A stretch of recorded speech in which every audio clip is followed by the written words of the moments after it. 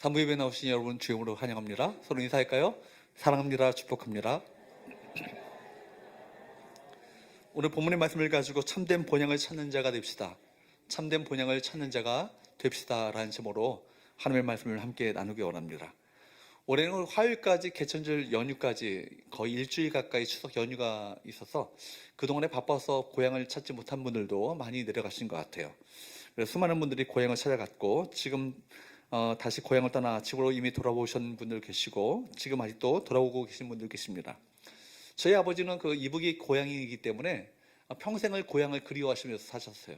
그래서 저에게 돌아가시기 직전에도 저에게도 꼭 부탁하기를 황해도 안압군 은옥면 학산리 있는 꼭 고향집을 꼭 찾아가 보라고, 그 교회에 옛날에 있었던 고향의 교회도 제대로 있는지 한번 살펴보라고 그렇게 유언을 남기시며 그렇게 당부하셨던 그 기억이 있습니다.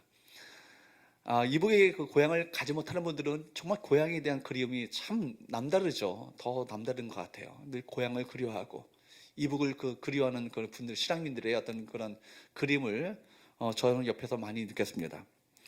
여러분이 어릴 때 불렀던 동요 잘 아시죠? 나의 살던 고향은 꽃피는 산골, 복숭아꽃 살구꽃 아기 진달래, 울긋불긋 꽃대월 차린 동네, 그 속에서 놀던 때가 그립습니다. 이처럼 우리가 많이 불렀던 이 동요뿐만 아니라 시중에 보면 고향을 주제로 한 시나 소설, 수필, 노래가 참 많이 있습니다. 왜 그럴까요? 그 이유가 무엇입니까? 그리워서 그렇죠. 고향이 그립기 때문에 그렇게 표현하는 것입니다. 사람만이 아니라 동물들에게도 귀소 본능이 있죠. 귀소 본능이 있어서 회귀 본능이 있습니다. 그래서 연어나 꿀벌 같은 것들, 비둘기 같은 것들은요, 수백 킬로미터가 떨어져도, 수천 킬로미터가 떨어져도 자기가 태어난 고향을 찾아서 정확하게 되돌아오는 습성이 있습니다. 우리도 마찬가지죠. 돌아가셔야 되죠. 무슨 얘기인지 아시겠어요? 돌아가셔야 합니다. 다 우리 영정사진의 주인공이 다 누구나가 되어야 합니다. 우리 그들의 차이점은 뭐냐면, 믿지 않는 분들과 우리의 차이점이 있다면 돌아가야 할 곳을 아는 사람들과 돌아가야 할 곳을 모르는 사람들의 그 차이인 것이죠. 우리는 돌아갈 곳이 어딘지 분명히 아는 사람입니다. 어디입니까? 천국이죠. 하나님 나라입니다. 근데 우리가 이 세상 그렇기 때문에 이 세상의 고향은 사실은 우리가 고향을 떠나 귀성길을 오르고 그렇게 막혀도요, 뭐 10시간, 12시간 걸려도 그렇게 꾸역꾸역 찾아가는 이거 뭐예요? 고향을 찾아가는 이유는 그립기 때문에 찾아가지만, 그럼에도 불구하고 마음 가운데 확신을 가져야 될 것은 우리가 이 찾는 고향은 진짜 고향이 아니다. 이 사실을 우리가 기억해야 합니다. 어때요? 잠시 잠깐 머무는 정류장과 같죠. 정거장과 같습니다. 우리가 영원한 고향이 있음을 우리 모두가 알아야 될 것입니다. 그리고 그 영원한 고향을 사모하게 될 때 우리 신앙이 건강한 신앙이 되는 거예요. 이제 우리 한국교회가 부흥이 지나간 것처럼 느껴집니다. 점점 숫자가 줄고 있고, 이전에 가졌던 그 뜨거운 열심, 열정, 예전은요 주일날 그거 빠지면요 거의 죽는 줄 알았어요. 그렇게 살았는데 뭐 놀러 가기도 하고 여행 떠나기도 하고 막 주일날 사실 밥 먹듯이 빠지는 경우도 많이 있고, 코로나 되면서 이게 온라인 예배가 이렇게 일반화되다 보니까 집에서 예배드리는 걸로, 그냥 휴가철에 가서 어떤 그런 예배드리는 걸로 그렇게 예배를 제대로 들었다고 생각하는 경우가 많이 있어요. 근데 사실은 옛날 같으면 상상조차 하지 못했던 그런 어떤 신앙 패턴이죠. 여러분 왜 그렇습니까? 오늘날 우리 사는 이 시대가 살만하거든요. 너무 살만해요. 그러니까 여러분 굳이 천국 안 가도 천국처럼 이 땅에서 사는 것처럼 생각되어요. 그러니까 절실함도 없고 절박함도 없고 간절함도 사라지지 오래입니다. 근데 제가 어릴 때 생각해 보면 70년대 80년대 한국교회에 커다란 부흥이 있었을 때 생각해 보면 그때 참 못 먹고 못 살았거든요. 그러니까 사실은 천국을 더 사모하게 되어지고, 실제로 일제시대 때 정도 핍박 가운데 있었던 교회는요 정말 많은 어려움이 있었기 때문에 천국에 대한 더 사모함이 더 간절했습니다. 그랬을 때 교회가 부흥했고, 살아있는 신앙을 가지고 성도들이 세상의 모든 어려움과 고난을, 역경들을 넉넉히 이기는 믿음의 삶을 살 수 있었던 것이죠. 그들의 어떤 비하면 우리가 겪는 어려움이라 할 수 있을까요? 근데 작은 것에도 우리가 실족하고 넘어지는 이유가 뭐예요? 그 믿음을, 고난을 이겨낼 수 있는 그 연단이 되었지 않음으로 말미암아 그 신앙이 살아있는 신앙이 되지 않음으로 말미암아 작은 것에도 넘어가고 넘어지고 쓰러지고 또 교회를 떠나는 일들이 많이 벌어지고 있다는 것입니다. 우리 신앙이 살아있기 위해서는 천국에 대한 사모함이 다시금 회복되어야 될 줄로 믿습니다. 천성에 대한 우리 마음 가운데 기대감과 소망을 가지고 살아가게 될 때 이 땅에서 건강한 살아있는 신앙을 갖게 되는 거예요. 그래서 오늘 본문의 말씀을 통해서 세 가지 영적 교훈을 함께 나누기 원하는데, 첫 번째, 따라할까요? 믿음의 사람이 사모해야 할 본향은 어디다? 천국이라는 거예요. 믿음의 사람이 사모해야 될 본향은 어디입니까? 천국입니다. 우리 읽은 본문에 보면 믿음의 조상들의 늘 공통점이 있어요. 늘 그리워하고 사모해야 될, 가고 싶어 했던 본향이 있었다라고 성경은 우리에게 말씀하고 있습니다. 13절 말씀을 보도록 할까요?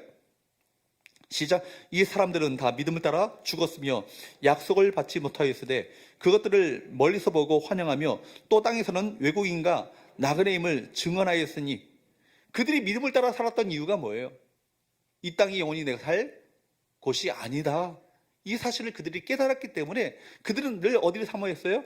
천국을 사모했고, 주님께서 예비하신 것을 사모했고, 약속하신 것을 사모했고, 그 땅을 가기 위해서, 그곳을 가기 위해서 늘 이 땅에서 무엇을 따라 살았다고요?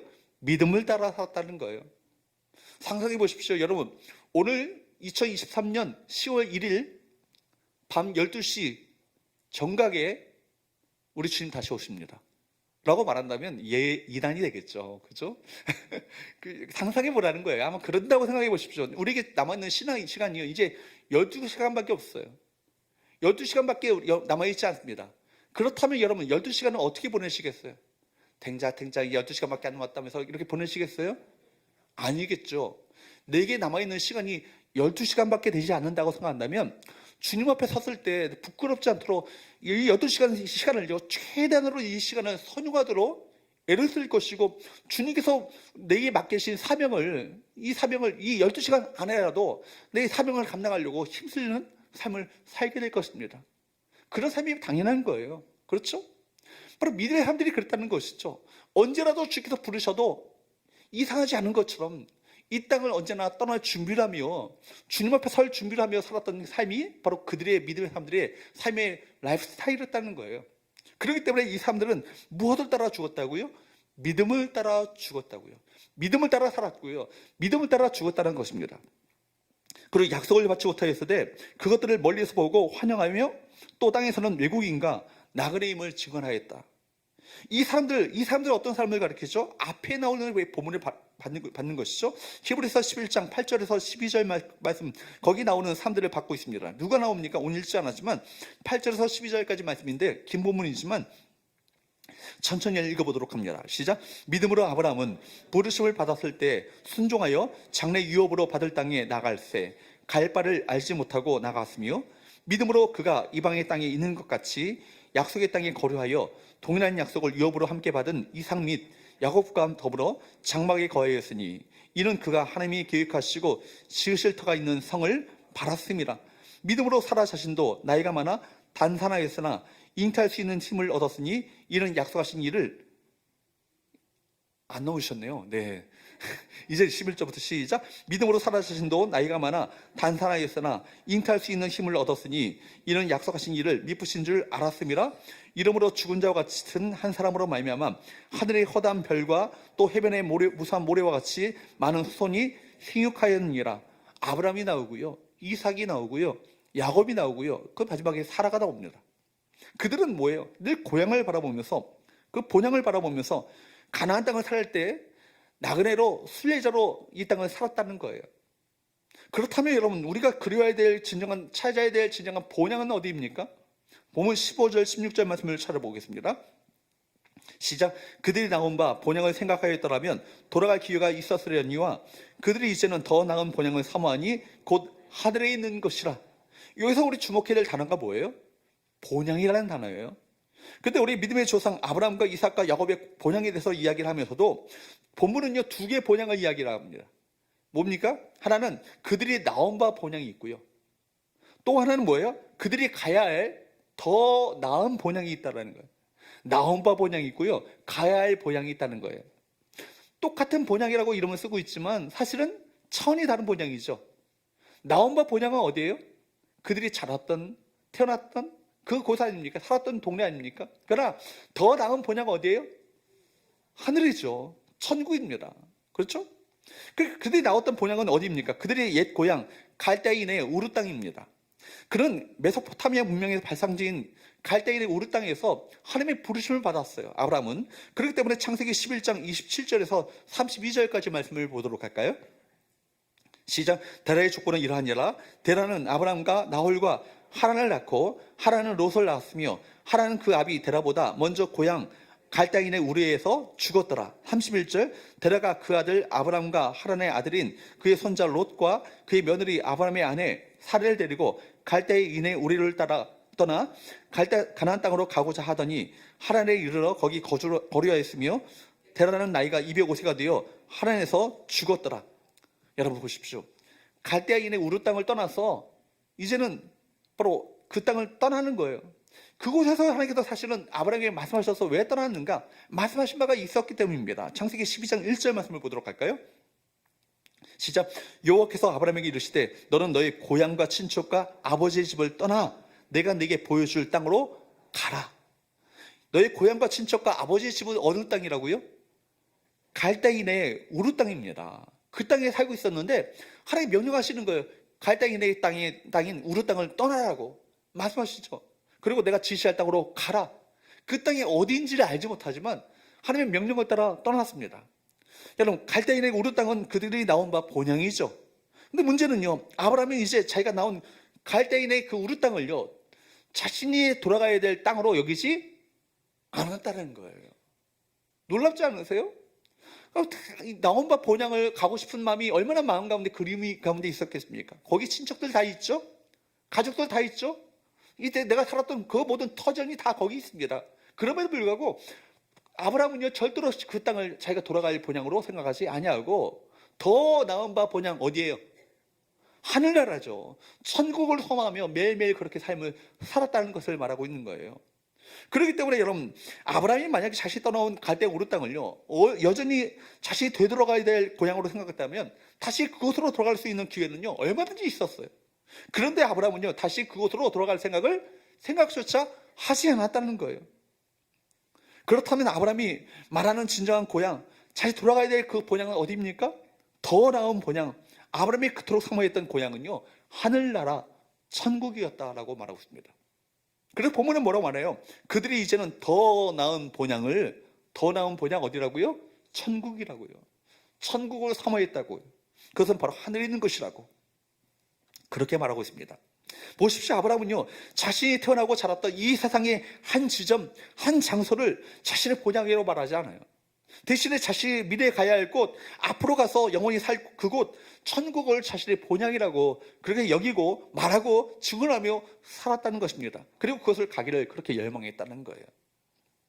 아브라함은 말하자면 무엇이 바뀐 거예요?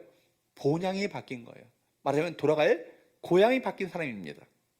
그런 하나님의 부르심을 받고 난 다음에 자신이 태어나고 자랐던 갈대인의 우르 땅이 아니라 앞으로 가야 할 첫 천국을 자신이 돌아가야 할 본향으로 삼고 살았다는 것을 말씀하고 있습니다. 그래서 실제로 보세요.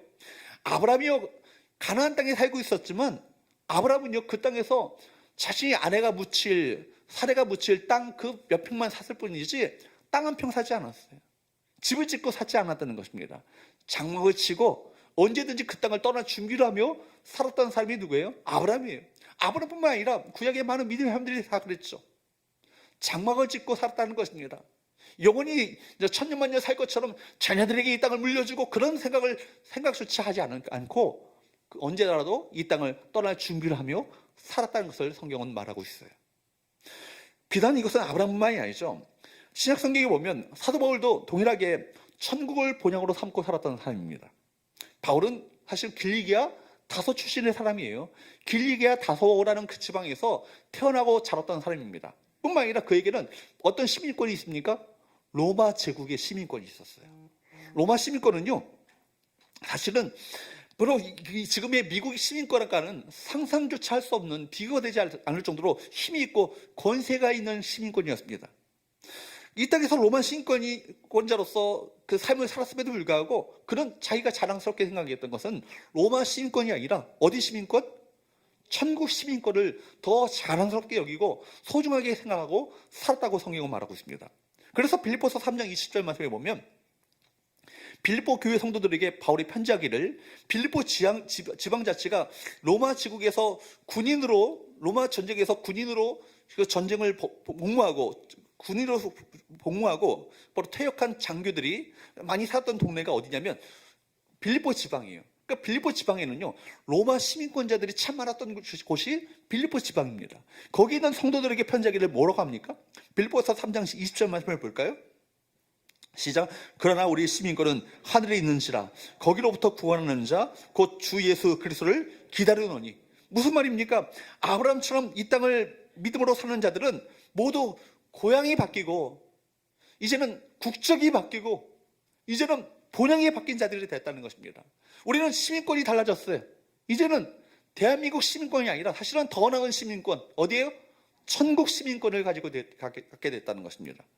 그리고 더 이상 이 세상의 한 지점이 본향이 아니라 저 하늘나라 천국을 우리가 돌아갈 본향으로, 영원한 본향으로 여기고 고백하며 사는 자들이 누구예요? 그리스도인이죠. 바로 그런 자들이 성도라 일컬음을 받은 자들인 거예요. 누구예요? 저와 여러분 아닙니까? 그러므로 우리는 어떤 자들이에요? 본향이 바뀐 자들이에요. 따라할까요? 본향이 바뀐 사람들. 얘는 무엇이 바뀌게 됐다고요? 본향이 바뀌게 되었어요. 따라할까요? 국적이 바뀐 사람들. 물론 대한민국 국적으로서 이 땅을 살아가지만 그러나 우리에게는 더 나은 국적이 우리 가운데 있죠. 어느 나라예요? 하늘나라, 하렘나라입니다. 그렇기 때문에 이제는 원적이 바뀌었고요, 국적이 바뀌었고요, 소속이 바뀌었고요, 신분이 바뀌었고요, 우리 시민권이 달라졌습니다. 여러분, 그러므로 예배는 어떤 시간이에요? 우리 소속을 확인하는 시간이에요. 이 세상에서 정신없이 살다가 우리 신분이 맞아, 이 땅이 아니라 천국에 속해 있지, 하늘나라 시민이지, 천국을 사모해야지, 이것을 다시 한번 확인하고 돌아가는 시간이 이 예배 시간인 것입니다. 여러분, 그러므로 오늘 두 번째 나눌 메시지는 따라할까요? 구원은 본향이 바뀌는 사건이다. 구원은 어떤 사건이에요? 본향이 바뀌는 사건이에요. 지난주에 구원의 은혜가 얼마나 놀라우신 것인가를 함께 나눴지 않습니까? 그 구원의 은혜를 절대로 여러분 소홀히 여기지 말라고, 등한히 여기지 말라고, 귀하게 여기라고, 소중하게 생각하라고 함께 말씀을 나눴습니다. 그리고 바로 구원의 은혜가 얼마나 놀라운 것인가, 다양한 의미와 다양한 표현이 있다는 것을 함께 나눴지 않습니까? 근데 오늘 본문과 관련해서 구원을 바라본다면 구원은 뭐예요? 돌아가야 할 본향이 바뀌는 것이 구원이라는 것입니다. 그래서 요한복음에서는요, 우리가 그리스도 예수 안에서 얻은 이 구원을 다양하게 이렇게 설명하고 있습니다. 요한복음 5장 24절 말씀을 보도록 할까요? 시작. 내가 진실로 진실로 너에게 이르노니 내 말을 듣고 또 나 보내신 이를 믿는 자는 영생을 얻었고 심판에 이르지 아니하나니 사망에서 생명으로 옮겼느니라. 이제는 사망 권세 가운데 있었잖아요. 예전에는 사망 권세가 누구예요? 마귀죠. 마귀의 종로로 타며 마귀의 속박 아래 심 안에 살고 있었던 우리들이 저와 여러분 아닙니까? 이제는 생명을 얻게 됨으로 말미암아 심판을 받게 된 것이 아니라 이제는 사망에서 생명으로 옮겨지게 되었고, 어둠에서 빛으로 옮겨지게 되었고, 지옥에서 천국으로 옮겨진 자들이 되었다는 것입니다. 그렇기 때문에 오늘 설교 주제로 말한다면 본향이 바뀌는 것, 참된 본향을 찾게 된 것, 이것이 뭐예요? 구원이에요. 그래서 에베소서 2장 6절 말씀을 보도록 할까요? 시작. 또 함께 일으키사 그리스도 예수 안에서 함께 하늘에 앉히시니. 또 함께 일으키사 그리스도 예수 안에서 함께 하늘에 앉히시니. 신앙은 뭐예요? 신앙은 예수님과 연합하는 거예요. 그렇기 때문에 여러분, 세례의 의미를 세례받을 때마다 항상 말씀드리지만, 세례는 사실 물을 뿌리는 게 아니라 물속에 잠기는 거예요. 사실은 침례하는 방식이 맞는 것이죠. 물속에 잠기는 것, 이 방식 자체가 중요한 것이 아니라 의미가 중요한 거예요. 형식이 중요한 것이 아니라 의미가 중요한 것인데, 물속에 잠기는 순간 뭐예요? 우리 예수와 연합된 자로 함께 십자가에 못 박혀 죽는 거예요. 옛자가 죽는 거예요. 그리고 물속에서 떠오르는 것은 뭘 의미하죠? 예수와 연합된 자로 새 생명으로 다시 태어나는 거예요. 중생하게 되는 거예요. 거듭나게 되는 거예요. 부활하게 되는 거예요. 이게 바로 다시 일으키게 되는 것이죠. 그로 말미암아 예수와 연합된 자로 함께 일으킴을 받은 이후에 우리 신분은 이제는 어떻게 됐다고요? 하늘에 안치게 되었다. 예수와 더불어 하늘에 안치게 되었다. 그런 의미에서요, 우리 신분은요, 하늘나라에 속한 자, 하늘에 앉은 자인 것입니다. 그런 의미에서 우리 그리스도인들은 하늘에 앉아서 이 세상을 사는 자들이에요. 어떤 분은 그래서 그리스도인들을 가리켜서 이중국적자라 그렇게 말했습니다. 이중국적. 대한민국 국적이지만 더 나은 본향이 있죠. 우리에게는 더 나은 국적이 있죠. 어디 국적이에요? 하늘나라, 천국, 하나님 나라. 그렇기 때문에 여러분, 바로 대한민국 국적이라는 이 국적을 가지고 이 땅을 살아갔지만, 그러나 사실 우리에게는 천국 시민권이 우리 가운데 주어졌음을 기억하며 언젠가 이 천국 시민권을 가지고 이 천국으로 돌아갈 소망을 가지고 살아가는 자들, 바로 그들이 우리 그리스도인이라는 것입니다. 그렇다면 여러분, 우리 그리스도인들이 본향이 달라진 저와 여러분들은 어떤 가치관을 가지고, 어떤 정신을 가지고, 어떤 삶의 문화를 가지고 이 땅을 살아야겠습니까? 13절 14절 말씀을 다시 한번 보도록 합니다. 시작. 이 사람들은 다 믿음을 따라 죽었으며 약속을 받지 못하였으되 그것들을 멀리서 보고 환영하며 또 땅에서는 외국인과 나그네임을 증언하였으니 그들이 이같이 말하는 것은 자기들이 본향 찾는 자임을 나타냄이라. 무엇을 따라 죽었다고요? 무엇을 따라 죽었다고요? 믿음을 따라 죽었다는 거예요. 여러분, 이 시간 예배 드릴 때도요, 그냥 예배 드리는 분이 계시고 믿음으로 예배 드리는 분이 계셔요. 그렇죠? 어떤 자들이 믿음으로 예배 드릴 수 있을까요? 천국을 소망하며 하나님의 임재를 늘 갈망하며 사는 자들이 믿음으로 예배할 수 있겠죠. 그러나 그런 기대도 없고 그런 소망도 없는 자들은요, 자리에 앉아있지만, 이 자리에 앉아있지만 좀 벤치 워머, 자리만 데피고 돌아가는 거예요. 성전 마당 뜰만 밟고 돌아가는 거예요. 여러분, 사랑하는 여러분, 저와 여러분들이 믿음의 사람이 될 수 있기를 축복합니다. 믿음의 예배자가 될 수 있기를 주으로 축복합니다. 정말 한순간, 한 시간, 이 시간 예배 드린다 할지라도 이 예배 가운데 주의 임재를 사모하며 갈망하며 예배하는 자들은 정말 예배의 자세가 다르죠. 어찌하든지 한 말씀이라도 내게 주신 그 말씀이 나에게 주신 하나님의 음성으로 듣고자 하는 간절함을 가지고 말씀을 듣지 않겠습니까? 오늘 하늘을 산다 할지라도 어떻게 살까요? 믿음으로 살겠죠. 그죠? 내가 주님 앞에 섰을 때 부끄럽지 않는 모습으로 살기 위해서 내가 오늘 한 날 주께서 부르신다 할지라도 내가 부끄럽지 않게 주 앞에 서길 원합니다. 그런 마음을 가지고 하루하루를 그렇게 살았을 것입니다. 그들이 바로 믿음으로 살았던 사람들의 삶의 라이프 스타일이었던 것이죠. 여러분, 본향을 천국이라고 고백하는 자들은 믿음을 따라 살았고요, 믿음을 따라 죽었어요. 그래서 그들은 이 땅에서 어떻게 살았습니까? 외국인과 나그네임을 증언하였다. 그렇게 말하고 있습니다. 외국인이라는 얘기는 지금 이 땅을 살고 있지만 본국이 따로 있다는 건 아니겠어요? 본국이 어디라고요? 천국이라고요. 하나님의 나라라고요.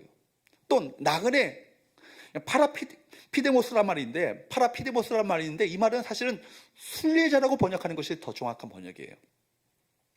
이 말은요, 국적이 있는 사람이 타지에서 임시적으로 거주하는 사람이고 언젠가 돌아갈 사람이라는 것입니다. 그러니까 우리말이 나그네라고 번역하는 이 말이 사실은 일반적으로 나그네라고 쓸 때는 방랑자 이런 의미를 갖고 있잖아요. 그죠? 그렇게 쓰지 않습니까? 그래서 나그네라고 한다면 정처 없이 떠돌아다니는 사람이고 돌아갈 곳이 없는 사람을 연상하기 때문에 나그네라는 번역보다는 순례자라고 번역하는 것이 더 낫지 않겠는가? 그렇잖아요? 저만 그렇게 생각하나요? 외국인과 나그네임을 증언하였다는 말은 뭡니까? 또 증언하다는 것은요, 고백하다, 공언하다, 공포하다, 선포하다, 증거하다는 얘기예요. 그러니까 여러분, 끊임없이 그들은 이 땅을 살 때 조용히 나그네와 그런 외국인으로 살아가는 것이 아니라 끊임없이 우리의 본향은 따로 있다고, 천국이 있다고 증거하며 선포하며 나타내 보이며 그 삶을 살아가는 거예요. 전도의 이유가 뭐예요? 이 본향을 잃어버린 자들에게 본향을 되찾게 하는 것이 뭐예요? 이게 전도 아니겠어요? 이것이 선교 아니겠어요? 끊임없이 우리가 돌아갈 본향이 있다고, 우리가 가야 할 본향이 있다고, 진정으로 여기가 진짜가 아니라 진짜 삼아야 될 진짜 고향은 하나님 나라라고, 천국이라고 끊임없이 증거하며 증언하며 전도하는 삶을 그들이 살았다는 것을 말하는 거예요. 외국인과 나그네라는 순례자라는 이 말은요, 이 땅을 살아가는 우리 그리스도인들의 삶의 정체성을 잘 나타내 보이고 있습니다. 저와 여러분들은 한마디로 이 세상을 외국인으로 그리고 순례자로 살아야 한다, 이 사실을 우리에게 말씀하고 있는 것이죠. 외국을 여행하기 위해서는요, 최대한으로 짐을 간편하게 해야 합니다. 잠깐 머물 장소에서 바리바리 싸들고 다니다가는 정말 짐이 되고 말아요. 여러분, 정말 어떻게 보면 아직 외국 여행을 하기 위해서는요, 단순하게 정말 꼭 필요한 것만 가방에다가, 트렁크에다가 넣고 다녀야 되지 않겠습니까? 언제라도 떠날 준비해야 되기 때문에. 휴가철에 가서 매일매일 숙소를 바꾼다, 이것처럼 어리석은 것이 없어요. 짐을 다시 그냥 바리바리 쓰다는 것이 그게 얼마나 일인지 모르겠어요. 여러분, 그렇기 때문에 언제라도 떠날 준비를 하며 살아가는 것, 이것이 그리스도인들의 삶의 정체성이 되어야 한다는 거예요. 그래서 이전에 한신교를 담임하셨던 이준표 목사님, 지금 소천하셨죠? 그 목사님이 항상 외쳤던 것이 있어요. 별세의 신앙. 따라할까요? 별세의 신앙. 별세의 신앙. 별세의 신앙이 뭐예요? 이 세상을 언제라도 작별할 준비를 하며 살아가는 건 신앙이요, 별세의 신앙이에요. 여러분, 오늘 주께서 부르셔도 하나도 이상하지 않게 준비하며 살아가는 것, 이것이 별세의 신앙 아니겠어요? 그럴 때 그 신앙이 살아있는 신앙이 된다는 거예요. 그 신앙이 건강한 신앙이 된다는 거예요. 그 신앙이 생명력 있는 신앙이 된다는 거예요. 그 신앙이 세상을 이기는 신앙이 된다는 거예요. 여러분, 그 신앙이 어떤 삶입니까? 이것이 바로 이 땅을 살아가는 외국인이요, 순례자로 살아가는 신앙인 것입니다. 여러분, 이것이 바로 우리 그리스도인들의 삶의 정체성이 되어야 하는 것이죠. 순례자의 삶을 잘 표현한 작품이 철로의 역정이에요. 여러분, 우리 이전에 우리 교회에서도 필독서로, 추천도서로 이 철로의 역정을 그렇게 이달의 추천도서로 했는데 거의 안 되신 것 같아요. 우리 성교회 교인이라면 적어도 철로의 역정은요, 한 번 이상은요 읽어보시면 좋겠어요. 목사님, 저는요 가방끈이 짧아가지고요 그리는 게 참 어렵거든요. 그러면요 만화로 된 것도 있어요. 만화로 된 것도 있으니까 그거 사셔가지고 꼭 읽으시면 좋겠어요. 그래서 우리가 가야 할 곳이 어딘가를 꼭 그 작품을 통해서 확인해 보시고 마음 가운데 점검하시는 귀한 은혜가 있게 되기를 바랍니다. 이 책의 그 저자였던 존 버니어는 영국 국교였던 그 성공의 박해를 받던 분이거든요. 1660년에 설교 금지 및 비밀 집회 금지령 위반죄로 체포됨으로 말미암아 그 당시 청교도들은요 영국 국교에 성공의 박해를 받았어요. 가톨릭뿐만 아니라 국교로부터도 심각한 박해를 받아서 이분이 12년 동안을요 감옥에서 옥살이를 하게 됩니다. 그때 이 감옥에서 수많은 주옥 같은 작품들을 많이 그분이 썼죠. 마지막 그 감옥 생활 5년 동안은요 이 철로역정을 치르는데 온 심혈을 기울여서 이 작품을 쓰게 됩니다. 그래서 여러분, 이 책은 지금까지 역사상 성경 다음으로 여러 세대에 걸쳐서 많은 사람들에게 베스트셀러로 읽혀졌고 많은 사람들에게 사랑받은 작품이 되었어요. 그런데도 불구하고 안 읽어보시면 안 되겠죠. 꼭 읽어보시기 바랍니다. 아멘은 한 2분밖에 안 하신 것 같아요. 꼭 읽으시기 바랍니다. 그래서 이 책의 원래 제목은요 철학적으로 번역됐는데 사실은 더 필그림스 프로그레스라는 책이에요. 순례자의 여정이라는 얘기죠. 순례자의 여정. 이것이 더 사실은 우리에게 더 와닿는 번역 아니겠어요? 순례자가 이 땅을 살아갈 때 어떤 여정의 삶을 살아가게 되는가, 그리고 마침내 본향인 천성에 이르기까지 어떤 과정을 거치게 되는가가 이 책에 나와 있는 내용이에요. 한 사람이 광야 같은 세상에 살다가 조그만 동굴에 이르게 됩니다. 거기서 잠을 자다가 꿈을 꾸게 되죠. 꿈속에 남는 옷을 입었던 한 남자가 손에 책을 들고 등에는 커다란 짐을 지고 책을 읽더니 고통스럽게 흐느끼기 시작합니다. 울기 시작합니다. 내가 어찌할꼬 하며 울기 시작하죠. 이것이 바로 철로역정의 시작이에요. 여기서 꿈을 꾼 사람은요 존 버니언을 말하고, 조그만 동굴은 그가 10년 동안 갇혀 있었던 이 감옥을 말합니다. 남는 옷이라는 것은 인간들이 자신을 자랑하는 의를 말하고, 커다란 짐이라는 것은 죄악의 짐을 말하죠. 버녀는요 꿈이라는 형식을 빌어서 주인공 크리스찬이 장망성이 뭐예요? 장차 망할 성, 파멸의 도시, 이 세상을 말하죠. 이 세상을 떠나 온갖 역경과 고난, 그리고 유혹이 가득한 험난한 길을 걸어서 마침내 순례자들의 참된 본향인 천성에 이르기까지 이 과정을 생생하게 묘사한 이 책이 전로역정이에요. 전로역정의 주인공 크리스찬은요, 저와 여러분의 모습이에요. 이 세상에서의 외로운 순례자 크리스찬은 때로 절망의 수렁에 빠지기도 하고, 좁은 문을 통과하고, 때로는 허영의 시장의 거리를 지나서 고난의 하늘 넘어서 마침내 죽음의 강, 이 바로 죽음이라는 어두운 강을 건너서 천성에 이르게 됩니다. 그러므로 여러분, 사실은 그리스도인에 있어서 죽음은요, 저주가 아니에요. 천국을 들어가는 관문인 것입니다. 그러므로 그리스도인에 있어서 죽음은요, 여러분, 축복이에요. 요한계시록 14장 13절만 보면 이제 후로는 주 안에서 죽는 자들이 복이 있다. 주 안에서 죽는 자들이 축복된 자들이다. 그들이야말로 행복한 자들이다. 왜요? 어디로 들어가니까? 천국에 들어가니까. 하나님 나라에 들어가니까. 여러분, 시편 말씀에도 성도의 죽는 것을 여호와께서 귀중히 보신다고 말씀하지 않습니까? 그렇죠? 그러므로 여러분, 죽음을 앞두고 허무와 절망에 빠지지 않기 바랍니다. 죽음 너머에 무엇이 있다고요? 천국이 있다.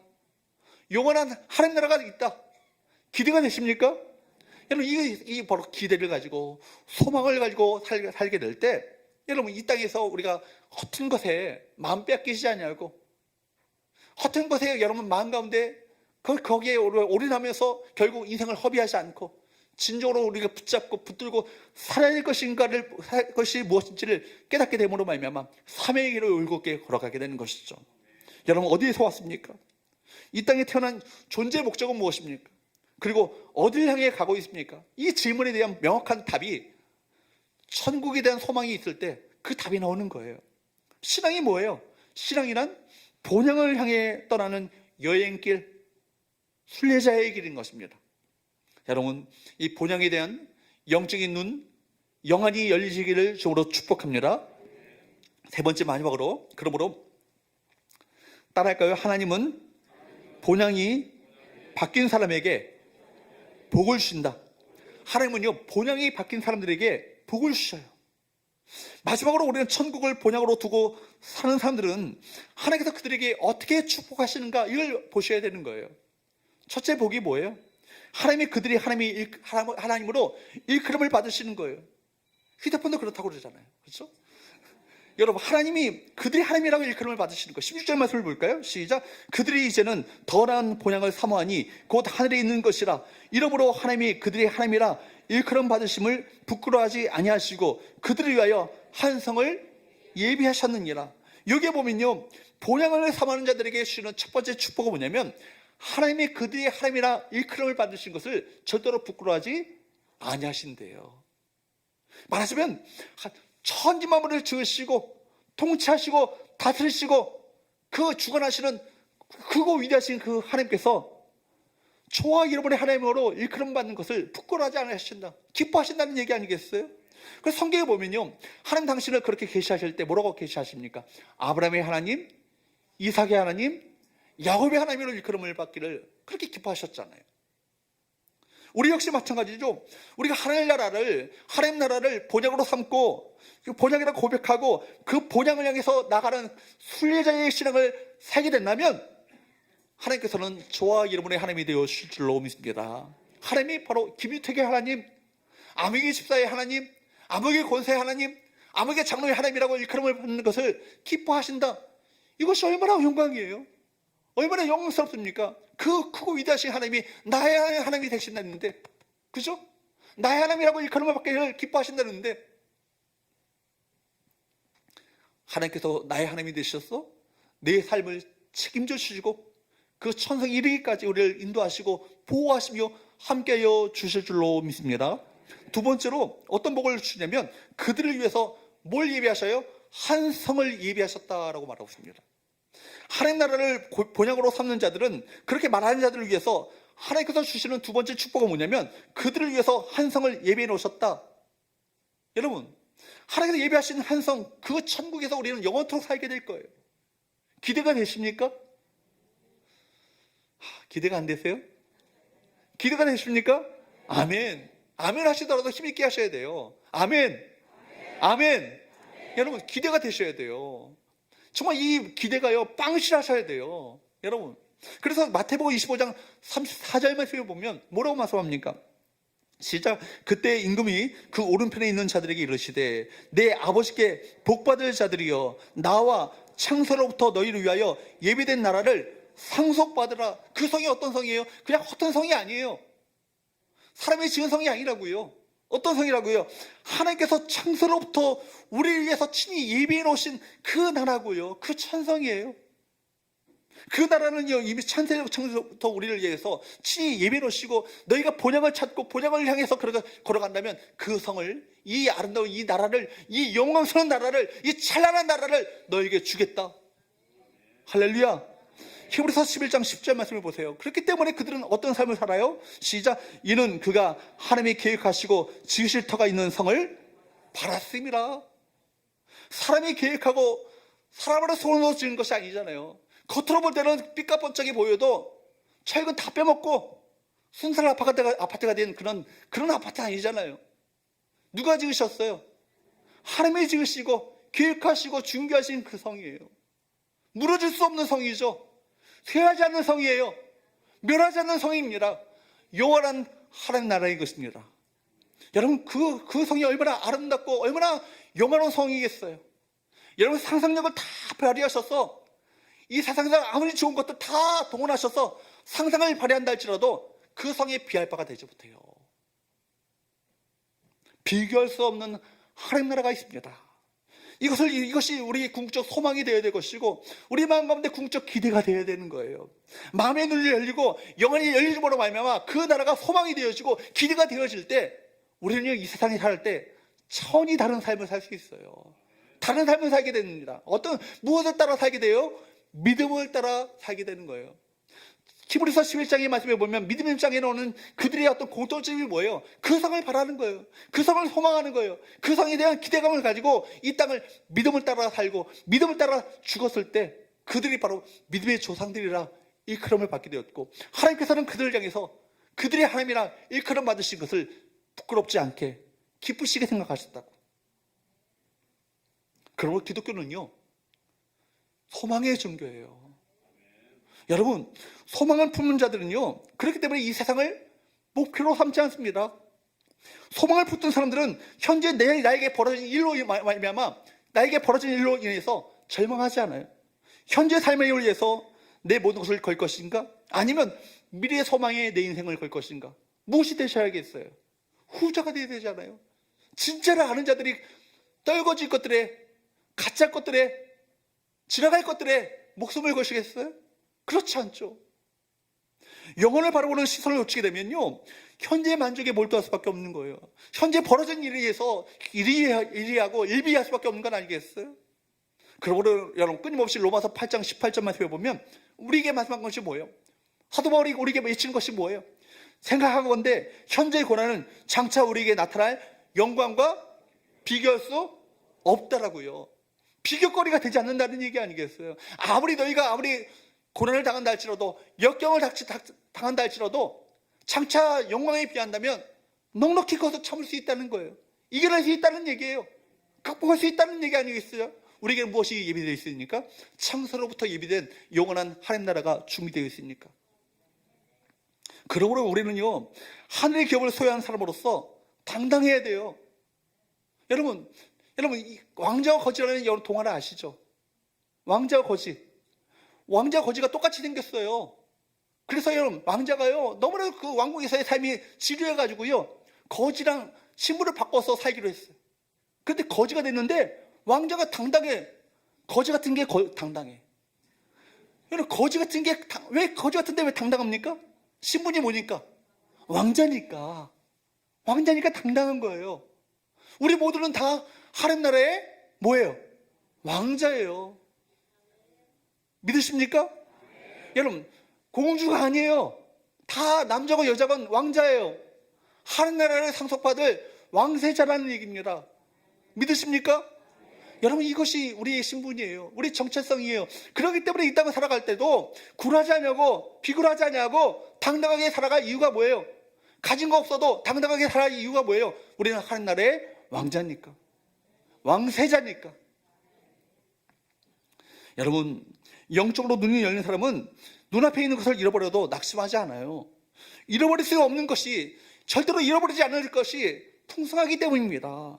세상의 것을 잃어버리고 낙심한다면 세상의 것을 추구했기 때문입니다.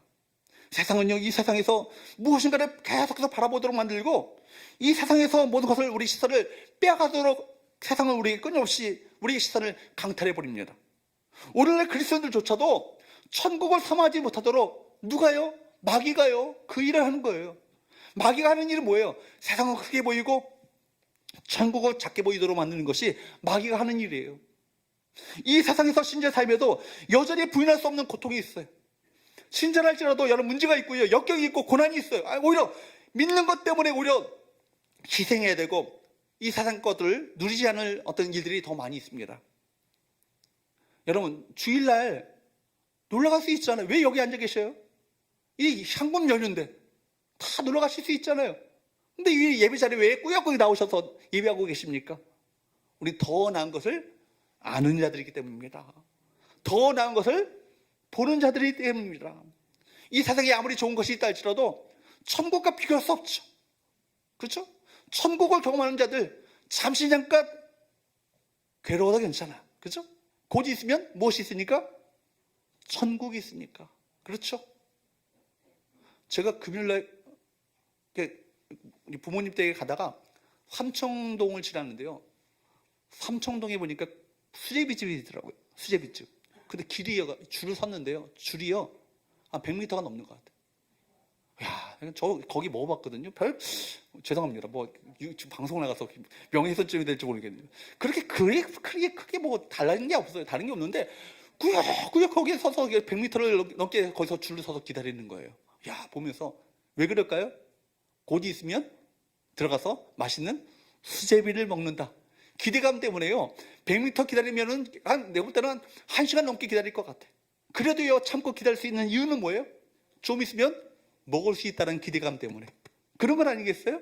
마찬가지예요. 여러분, 이 땅을 살아갈 때 그런 자세를 가지고 살아가셔야 되는 거예요. 이 땅에 어려움이 있다 할지라도, 문제가 있다 할지라도, 고난이 있다 할지라도 장차가 들어갈 영광과 비교할 수 없다는 그 확신을 가지고 살아가게 될 때 그 모든 고난을 넉넉히 이겨낼 수 있는 힘과 원동력을 갖게 되는 것입니다.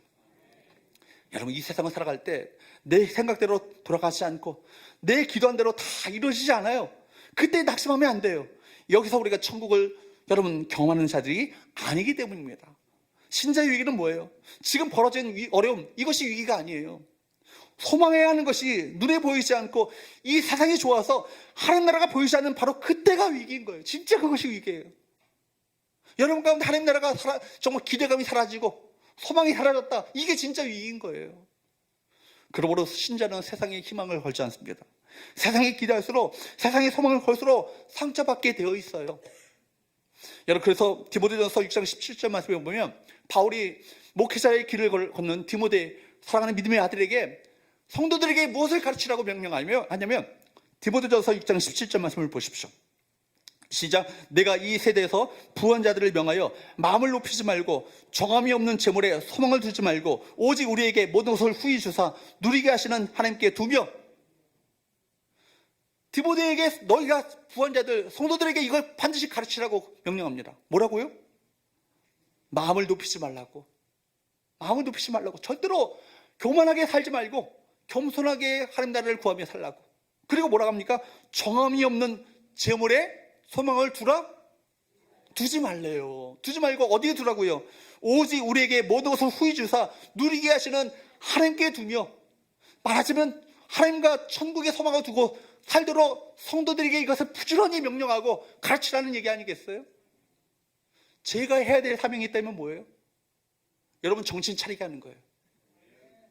세상에 마음 다 뺏겨가지고 정신없이 살다가 모인 여러분들에게 정신 차리게 하고 정말 진정으로 바라봐야 될 천국이 어디인가, 그 똑똑히 보도록 만드는 것, 이것이 제가 해야 될 사명 아니겠어요? 여러분, 바울이 디모데에게 뭘 명령합니까? 이 세대의 부한자들에게 명령하라는 거예요. 명하라는 거예요. 왜냐하면 부한자들은요, 살만하거든요. 많은 것을 갖고 있으니까요. 천국에 대한 굳이 천국까지 안 가도 이 땅에서 천국처럼 살 수 있어. 마음이 안일해져요. 마음 가운데 너무나도 만족함이 넘치다 보니까 마음이 더욱더 느슨해집니다. 갈망감도 사라지고 목마름도 사라지고 간절함도 사라지고 그런 삶을 살 수 있다는 얘기예요. 그렇기 때문에 그들에게 끊임없이 여칠 것이 뭐예요?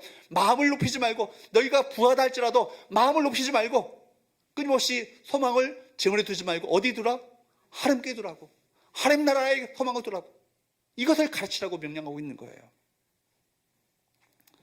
사랑하는 여러분, 우리 소망을 어디에 두어야 하는가? 우리 시선을 어디에 고정해야 하는가를 정확하게 가르쳐주고 있는 말씀인 것입니다. 천국은 아득해 보이고 반면에 현실에서 죄오른 고통이 나를 흔들어 버릴 때가 있어요. 종종 과연 내가 천국에 도달할 수 있을지 것인지 의심스럽기도 합니다. 그러나 여러분, 이 말씀하신 분이 누구세요? 약속하신 분이 누구세요? 영원하신 하나님, 불변하신 하나님, 신실하신 하나님께서 말씀하셨기 때문에 이 천국은 반드시 우리에게 약속되어 있고 예비되어 있음을 믿으시기를 주님으로 축복합니다. 그 나라에서의 영원한 기업의 영광을 우리 모두에게 약속해 주셨어요. 그러므로 지금 당장 이루어진 것은 아니지만, 그러나 그날은 반드시 온다. 그날이 온다는 것을 똑똑히 기억하며 살 수 있기를 주님으로 축복합니다. 우리에게 주어진 소망을 바라보고 있어야, 여러분, 우리가 느슨하게 세상의 물결에 휩쓸려 가지 않지 않겠어요? 에베소서 2장 12절 말씀을 보십시오. 시작. 그때 너희는 그리스도 밖에 있었고 이스라엘 나라 밖의 사람이라. 약속의 언약들에 대하여는 외인이요 세상에 소망이 없고 하나님도 없던 자이더니. 우리가 예전에 어떤 자들이었어요? 사실은 이 약속이 누구에게 주어진 약속이에요? 이스라엘에게 주어진 약속이었잖아요. 이스라엘 밖에 있었고 외인이었고 약속 밖의 자들이었어요. 그렇기 때문에 이제는 소망이 없었던 자들이었는데, 이제는 그리스도 예수 안에서 우리는 새로운 이스라엘, 참 이스라엘로 우리가 접붙임을 받게 되었고, 그 소망이 누구의 소망이 되었어요? 우리의 소망이 되었고, 그 약속이 누구의 약속이 되었어요? 우리의 약속이 된 거예요. 그렇기 때문에 소망 없는 자들처럼 살지 말라, 이 얘기를 하고 있는 거거든요. 소망 없는 세상 사람들처럼 살지 말라는 얘기예요. 궁극적 소망이 뭐라고요? 목사님, 반포의 40평 아파트, 그게 저의 소망이거든요. 그게 중요한 게 아니라는 얘기예요. 지나가는 거잖아요. 미모도 지나가고요, 여러분, 권력도 지나가고요, 젊음도 지나가고요, 세상의 명예도 지나가고요. 다 지나가요. 아무리 여러분 열심히 운동해가지고 내가 수명을 연장시키겠다 아둥바둥 해도요, 70, 80, 90, 100 넘으면요 기네스북에 올라가요. 다 지나가요. 지나가는 것에 여러분 목숨 걸지 마시고, 지나가는 것에 여러분 인생 걸지 마시고, 영원한 하나님 나라를 소망하며 살아가시는 주와 이름 되시기를 주님으로 축복합니다. 그러므로 여러분, 히브리서 10장 23절 25절 말씀은 이렇게 말씀하고 있어요. 시작. 또 약속하신 이는 미쁘시니 우리가 믿는 도리의 소망을 움직이지 말며 굳게 잡고 서로 돌아보아 사랑과 선행을 격려하며 모이기를 피하는 어떤 사람들의 습관과 같이 하지 말고 오직 권하여 그날의 가까움을 볼수록 더욱 그리하자. 교회는 어떤 공동체예요? 소망의 공동체잖아요. 우리 모였을 때 뭘 얘기해야 합니까? 항상 서로가 소망을 얘기해야 되는 거예요. 절망의 이 세상 가운데서 소망을 말해야 합니다. 현실의 벽에 부딪혀 절망하는 사람들 가운데 구석에 빠지지 말고 하늘의 소망을 가지고 바로 이 모든 고난을 이겨나가자고, 넉넉히 극복해 나가자고, 고난 가운데 함께 하시는 그리스도를 바라보므로 말미암아 넉넉히 승리하자고, 이것을 보듬어주고 북돋아주고 격려하며 위로하는 이 공동체가 뭐예요? 이 교회 아니에요? 목장에서 뭘 얘기해야 되겠어요? 집사님, 저기 백화점에 40% 세일하는데, 그런 얘기 하지 마시고 우리가 붙잡아야 될 소망이 무엇인지를 서로 이야기하는 거예요. 어려운 가운데 있지만 집사님, 우리 믿음으로 이겨나가자고, 믿음으로 이 고난을 돌파해 나가자고, 마침내 주께서 베푸실 상급을 기대하면서 현실의 어려움을 믿음으로 극복해 나가자고, 우리가 소망이 있지 않냐고, 주님이 우리와 함께 하시지 않냐고, 낙심이 될 이유, 절망한 이유 얼마든지 많이 있지만 좌절하지 말고 힘을 내서 그 길을 걸어가게 될 때 마침내 주님 앞에 섰을 때 잘했다라고 칭찬받는 충단 종이라고 칭찬받는 주의 종들로 서자고, 우리 목장들 그렇게 가자고 함께 보듬어줘야 될 이 공동체가 뭐예요? 목장 아니에요. 전도회가 그 하늘나라의 영광의 그 찬란함을 서로 이야기해 줄 그 공동체 아니겠습니까? 이 세상에서 어떤 복을 누린다 할지라도 그 실체가 아니에요. 그림자예요. 안개와 같은 거예요. 본향을 찾는 자들에게 예비하시고 주시는 그 복이야말로 이것이 진짜 복 아니겠습니까? 이런 복을 사모하시는 저와 여러분 되시기를 주으로 축복합니다. 여러분, 우리는 추석 명절 연휴를 보내고 있습니다. 그런데 고향을 찾고 귀성길에 오를 때마다 늘 확신을 가지고 늘 확인해야 될 것이 뭐냐면 우리가 찾는 이 고향이 진짜 고향이 아니라 어디라고요? 하늘 본향이 진짜 본향이라고. 이 사실을 늘 기억하며 귀성길에 오를 수 있기를 바랍니다. 저와 여러분들은 그리스도 예수 안에서 본향이 바뀐 자들이에요. 그렇기 때문에 이 땅을 본향이 바뀐 자들로서 그 정체성을 가지고 이 땅을 살아야 될 줄로 믿습니다. 하늘에 속한 사람으로 하늘나라의 가치관과 문화를 가지고 이 땅을 살아가면서 더 나은 본향을 사모하며 마침내 주 앞에 칭찬받는 주의 종들로 서시는 우리 성계 우리 모든 성도들 되시기를 주님으로 축복합니다. 기도하겠습니다. 하나님 아버지, 우리에게 더 나은 본향을 허락하시고